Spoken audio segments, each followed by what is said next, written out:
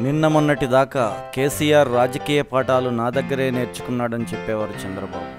కేసీఆర్కు రాజకీయ గురువును నేనే అని చెప్పుకు తిరిగేవారు చంద్రబాబు నాయుడు. కానీ ఇప్పుడు పరిస్థితి మారింది. చంద్రబాబు నాయుడే కేసీఆర్ను గురువుగా అంగీకరించాల్సిన పరిస్థితి ఏర్పడింది.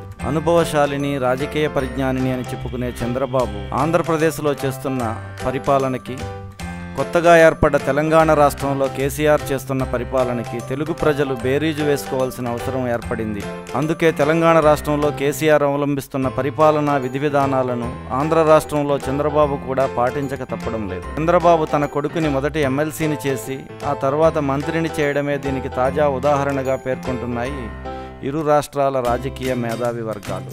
ఆంధ్ర రాష్ట్రం విడిపోయి తెలంగాణ రాష్ట్రం ఏర్పడిన తర్వాత కేసీఆర్ దేశవ్యాప్తంగా రాజకీయ పరిజ్ఞానిగా పేరు తెచ్చుకున్నారు.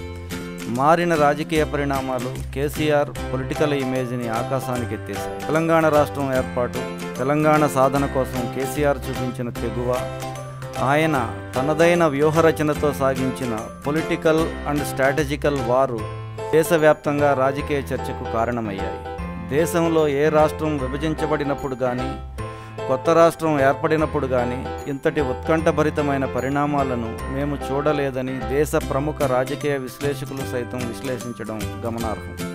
ఇటీవల ఒకసారి ఎంతో అసహనానికి గురైన ఆంధ్రప్రదేశ్ ముఖ్యమంత్రి చంద్రబాబు నాయుడు కేసీఆర్ దగ్గర ఉన్నదేమిటి, నా దగ్గర లేనిదేమిటి అని టీడీపీ నాయకులను, తన సహచర మంత్రులను ప్రశ్నించారట.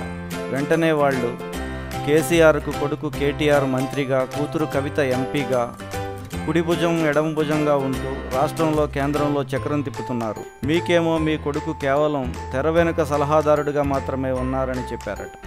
దానికి వెంటనే చంద్రబాబు, అంతే కదా, మనం కూడా లోకేష్ బాబుని మంత్రిని చేసేద్దాం అని చెబుతూ, ఇంతకీ కేటీఆర్ దేనికి మంత్రి అని అడిగారట. ఐటీ శాఖకు అనగానే లోకేష్ను కూడా ఐటీ శాఖకు మంత్రిని చేసేశారట. ఇదే కాదు, రాష్ట్ర పరిపాలన విషయంలో కానీ, కేంద్రంతో సంబంధాలను బలపరుచుకోవడంలో కానీ కేసీఆర్ వేసే ప్రతి అడుగును చంద్రబాబు నిశ్చితంగా పరిశీలిస్తూ దానికి తదనంతరమైన నిర్ణయాలు తీసుకుంటున్నారట. అందుకే ఇప్పుడు చంద్రబాబుకి కేసీఆర్ గురువుగా మారారని రెండు తెలుగు రాష్ట్రాల రాజకీయ వర్గాలు చర్చించుకుంటున్నాయి. ఏది ఏమైనా వాడలు బళ్ళవుతాయి, బళ్ళు వాడలవుతాయి అన్న సామెత ఎప్పటికైనా నిజమవ్వాల్సిందే.